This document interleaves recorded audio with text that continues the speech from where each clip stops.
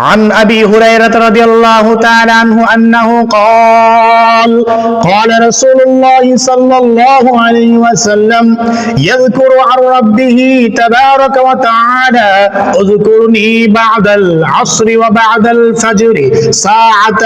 أكفيك فيما بينهما আমার ভাইরা নবী করিম সাল্লাল্লাহু আলাইহি ওয়াসাল্লামের একজন সাহাবী যিনি রাসূল সাল্লাল্লাহু আলাইহি ওয়াসাল্লাম থেকে সবথেকে বেশি হাদিস বলেছেন হযরতে আবু হুরায়রা রাদিয়াল্লাহু তাআলা আনহু তিনি বলেন রাসূল সাল্লাল্লাহু আলাইহি ওয়াসাল্লাম বলেছেন ইয়াযকুরু আর রাব্বিহি তাবারাকা ওয়া তাআলা যেই ব্যক্তি আল্লাহ তাআলার নামে বেশি বেশি করে জিকির করবে উযকুরুনি বা'দাল আসরি ওয়া বা'দাল ফজরি আল্লাহ রাসূল সাল্লাল্লাহু আলাইহি ওয়াসাল্লাম বলেছেন যেই ব্যক্তি ফজরের নামাজের পরে এবং আসরের নামাজের পরে সাআতান কিছু সময় বসে বসে আল্লাহ তাআলার জিকির করবে ইয়াকফিকা ফিমা বাইনাহুমা আল্লাহ তাআলা ওই ব্যক্তির জন্য আসর এবং ফজরের মধ্যবর্তী সময়ে যা কিছুর প্রয়োজন স্বয়ং আল্লাহ তাআলা ওই তার প্রয়োজনগুলো মিটাইয়া দেবেন আমার ভাইরা নবী করিম সাল্লাল্লাহু আলাইহি ওয়াসাল্লাম হাদিসের মধ্যে বলেন যদি কোনো ব্যক্তি আসরের পরে এবং ফজরের পরে কিছু সময় আল্লাহ তাআলার নামে জিকির করে আল্লাহ তাআলার স্মরণ করে আল্লাহ তাআলার নামে তাসবিহ পড়ে তাহলে আল্লাহ তাআলা ওই ব্যক্তিকে ফজর থেকে নিয়ে আসর পর্যন্ত মধ্যবর্তী সময়ের যাবতীয় প্রয়োজনগুলো মিটিয়ে দেবেন আসর থেকে নিয়ে আবার ফজর পর্যন্ত মধ্যবর্তী সময়ের যাবতীয় প্রয়োজনগুলো মিটিয়ে দেবেন আল্লাহ তাআলা তার প্রয়োজনগুলো মেটানোর জন্য যথেষ্ট হয়ে যাবেন আমার ভাইয়েরা এই হাদিসটা দুররে মানসুরের হাদিস মুসনাদে আহমদের হাদিস আমার ভাইয়েরা আসুন আল্লাহর নবী সাল্লাল্লাহু আলাইহি ওয়াসাল্লামের এই হাদিসের উপরে আমরা আমল করি আমাদের প্রায় মসজিদগুলোতে এই আমলটা হয় না ফজরের পরে আমরা বসে কিছুক্ষণ সময় তাসবিহ তাহলিল করি জিকির করি আসরের নামাজের পরে কিছুক্ষণ সময় আমরা তাসবিহ তাহলিল করে জিকির করি আল্লাহর নবী সাল্লাল্লাহু আলাইহি ওয়াসাল্লাম এই জিকিরের কথাই বলেছেন এই তাসবিহের কথাই বলেছেন যে এই ব্যক্তি বাদাল আসরি ওয়া বাদাল ফজরি সাআতান কিছু সময় আল্লাহর নামের জিকির করবে আকফিকা ফিমা বাইনাহুমা আল্লাহ তাআলা ওই মধ্যবর্তী সময়ে ওই ব্যক্তির যাবতীয় প্রয়োজন মেটানোর জন্য যথেষ্ট হয়ে যাবেন আমার ভাইয়েরা আসুন আমরা আল্লাহ তাআলার নামের জিকির একটু বেশি বেশি করি আসরের পরে সময় হলে ফজরের পরে সময় হলে আমরা বসবো ইমাম সাহেবের সাথে বসে আমরা একটু তাসবিহ তাহলিল করব জিকির করব আল্লাহর নবী সাল্লাল্লাহু আলাইহি ওয়াসাল্লাম হাদিসের মধ্যে ঘোষণা দিয়েছেন আমার যে বান্দা আমার যে আল্লাহ তাআলার যে বান্দা আমার যে উম্মত আসরের পরে ফজরের পরে জিকির করবে আল্লাহর স্মরণে আল্লাহর নাম নেবে আল্লাহ তাআলা ওই ব্যক্তির যাবতীয় প্রয়োজন মেটানোর জন্য যথেষ্ট হয়ে যাবেন আমার ভাইয়েরা আজকে আমরা দিন থেকে অনেক গাফেল দিন থেকে আমরা অনেক দূরে সরে গেছি ইবাদত থেকে আমরা অনেক দূরে চলে গেছি আল্লাহ তাআলার ইবাদত করতে মন চা আমাদের মানে না মন আমাদের সায় দেয় না মন চায় না আমরা শুধু নগদ খুঁজি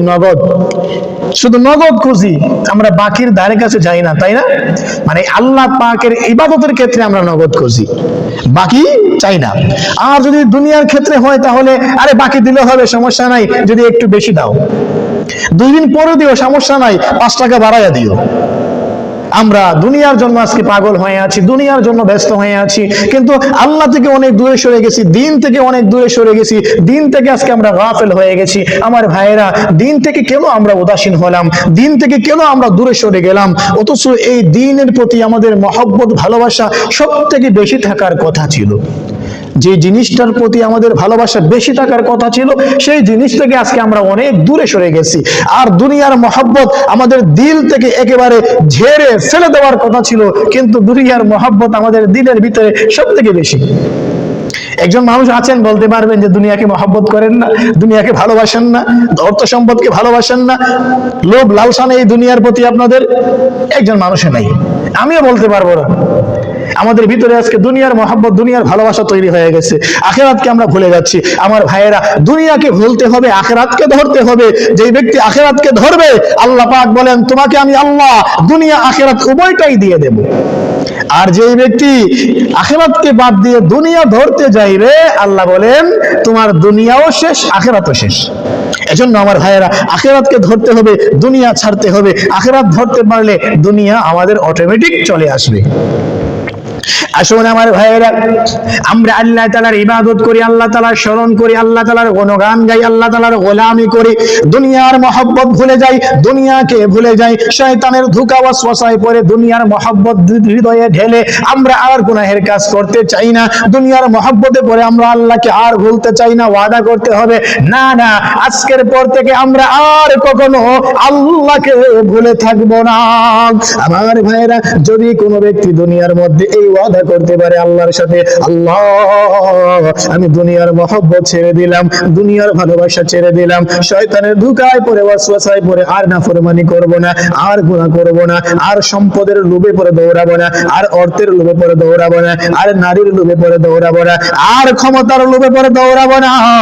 আর অর্থ পাচুরদের পিছনে পড়ে দৌড়াবো না, তোমাকে আর ভুলে থাকবো না। আল্লাহ, দুনিয়ার সব কিছু ছেড়ে দিয়ে আমি তোমার কাছে চলে আসছি, এখন থেকে মৃত্যু পর্যন্ত আল্লাহ তুমি আমাকে তোমার পথে অটল থাকার তৌফিক দিও। আল্লাহ, আমি তোমাকে আর ভুলতে চাই না, আমি তোমার দিন থেকে আর গাফেল হইতে চাই না, আমি আখিরাত থেকে আর গাফেল হইতে চাই না। আল্লাহ তাআলা বলেন, বান্দা, যেই ব্যক্তি তোমরা এই ওয়াদা করতে পারবা, এই ঘোষণা দিতে পারবা, আমি আল্লাহ, আমি আল্লাহ, আমি আল্লাহ তোমাদেরকে ওয়াদা দিলাম, তোমাদেরকে আমি আল্লাহ আমার নিজ হাতে জান্নাতে পৌঁছায়া দেব।